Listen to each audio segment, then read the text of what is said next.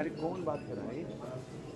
मंच पर मंचासीन तमाम समाज के महापुरुष और आज इस प्रोग्राम में तमाम मेरे पिता तुल्य बुजुर्गों, मातृशक्ति, जर्नलिस्ट और तमाम जो राजनीतिक दल है उनके नुमाइंदगी करने वाले अलग अलग दलों के, मैं आप सबका इस कॉन्स्टिट्यूशन क्लब में मैं धर्मवीर बघेल आपका वंदन करता हूं, अभिनंदन करता हूं।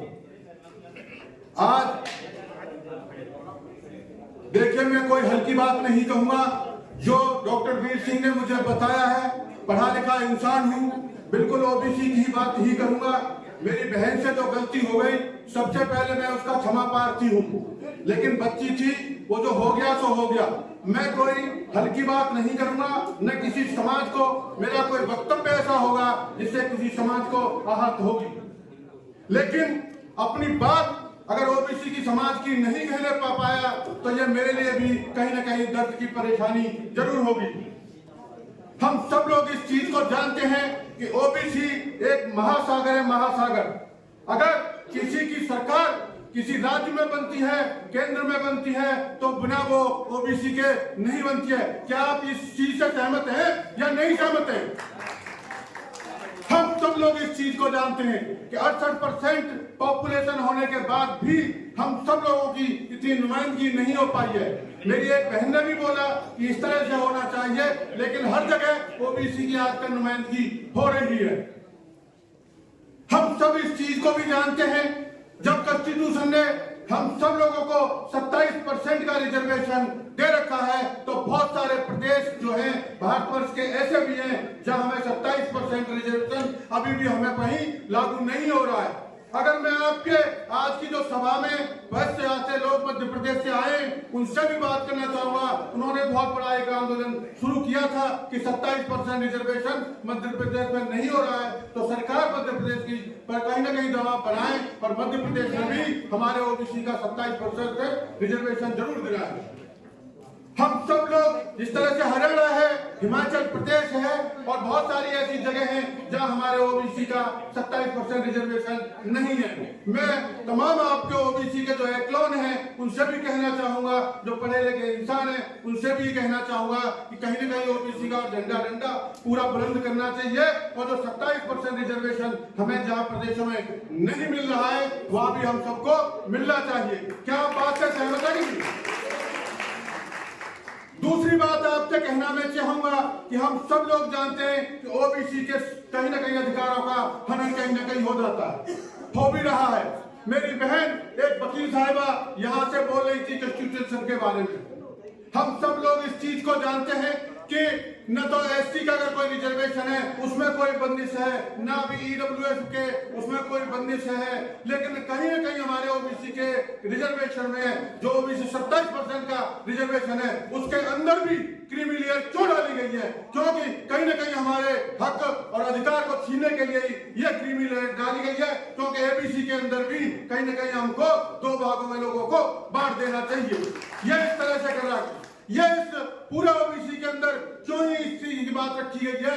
क्यों क्रीमी लेयर को बनाया गया है कि जिस फैमिली की, परिवार की अगर कहीं ना कहीं इनकम 8 लाख से ऊपर होगी उसका कहीं ना कहीं ओबीसी का 27% रिजर्वेशन नहीं मिलेगा। ये इसी आरक्षण में ओबीसी के में क्यों रखी गई है? इस चीजों को लेकर मैं आप सब लोगों से भी पूछना चाहता हूँ।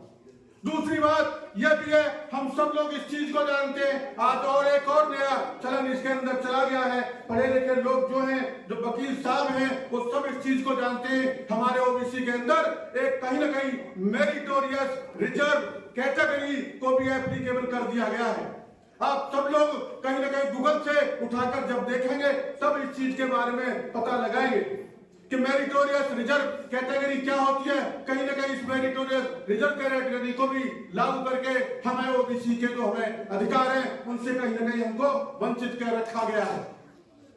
आप जरूर जब तक वैसे बाबा राव भीमराव ने कहा था कि शिक्षित बनो, संगठित रहो और संघर्ष करो। संघर्ष करने में भी हम कहीं नहीं चूकते, संगठित रहने में भी कहीं नहीं चूक रहे। हमें कहीं ना कहीं शिक्षा का भी अभाव है, क्योंकि जब तक हम जागृत नहीं होंगे तब तक हमें शिक्षा सही ढंग से नहीं लेनी पड़ेगी, जब तक हमारे लिए परेशानी होगी। लेकिन जिस दिन हमें शिक्षा प्राप्त हो जाएगी उस दिन आपका एक विषय बन जाएगा, जिस दिन हमारा विषय बन जाएगा उस दिन एक उद्देश्य बन जाएगा, जिस दिन उद्देश्य बन जाएगा फिर उसको प्राप्त करने के लिए एक संघर्ष करना पड़ेगा। जिस दिन आपने संघर्ष करना सीख लिया उस दिन राजनीतिक हिस्सेदारी भी आपकी होगी और तमाम कहीं न कहीं शैक्षिक योगदान में भी पूरा का पूरा आपका योगदान होगा। हम सब इस चीज को जानते हैं। ओबीसी अगर कह सकते हैं तो कहीं न कहीं ओ से होता है ओबीडियंट। हम लोग आज्ञाकारी भी हैं, हम लोग कहीं न कहीं सब चीज को मानते भी हैं। अगर ब्री से माना जाए तो हम कहते हैं ब्रेवरी। ब्रेवरी का मतलब है हम बहादुर भी हैं। अगर कोई भी लड़ाई आप इतिहास की उठाकर देख लिए बिना ओबीसी की बहादुर के कहीं नहीं मिलेगी। चाहे वो महाराणा प्रताप की लड़ाई हो, चाहे वो रानी लक्ष्मीबाई की लड़ाई हो, कहीं न कहीं आपको बहादुरी ओबीसी की जरूर मिलेगी। सी से अगर मैं बात करूं तो कोऑपरेशन होता है। हमारा कोऑपरेशन हर एक जगह मिलता है, चाहे वो शिक्षा संस्थान में हो, चाहे वो कहीं राजनीतिक हिस्सेदारी में हो, हम सब लोग इस चीज को जानते हैं। लेकिन ओबीसी के अंदर जो भी चीजें हैं, हमारी इतनी नुमाइंदगी होने के बाद भी हम सब लोगों को कहीं न कहीं अपना वर्चस्व बिल्कुल बना के रखना पड़ेगा। मैं जरूर कह सकता हूं कि आगे आने वाला भविष्य भी ओबीसी का है, तमाम चीजें भी ओबीसी के बिना नहीं चल सकेगी। ये कह सकते हैं हम चीज को, क्योंकि आप कह सकते हो यूं ही नहीं कि गिरा करते फूल किसी की झोली में, कर्म की डाली को हिलाना पड़ता है। अंधियारों को कोसने से कुछ नहीं होता गालिब, अपने बटका दिया खुद जलाना पड़ता है, खुद जलाना पड़ता है। जब तक ओबीसी जागृत नहीं होगी तब तक मामला ऐसे ही रहेगा।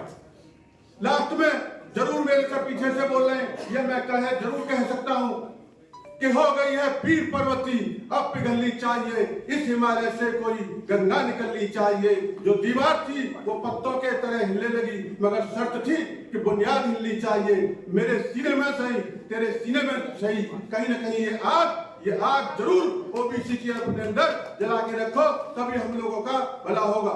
आप सब लोगों ने मेरे को सुना, मंच पर मंचासीन लोगों ने भी जरूर सुना होगा। मैं एक बात जरूर ध्यान से बहुत जगह देख रहा था, आपने नुमाइंदगी बहुत सारे दलों की है, लेकिन ओबीसी का भला जब भी होगा जब आप सर्व समाज को लेकर चलेंगे। आप शैक्षणिक लोग जो यहाँ में बहुत सारे अफसर ओबीसी के हैं, आप उनको भी बुलाते तो भी बहुत चार चांद लगते। आप सब लोगों ने ओबीसी के नेताओं को बुला लिया है, नेताओं को बुलाना भी ठीक बात है, लेकिन ओबीसी के अगर नाते अगर कोई प्रोग्राम होता है तो जो हमारी यहाँ जो अफसर हैं उनकी भी नुमाइंदगी होनी चाहिए, जो हमारे यहाँ चपरासी ओबीसी का है उसकी भी नुमाइंदगी यहाँ होनी चाहिए। जो सब लोग की जब तक बात नहीं सुनेगी, एक सामूहिक रूप से जब पूरा ओबीसी लेगा तभी हम लोगों को सफलता मिलेगी।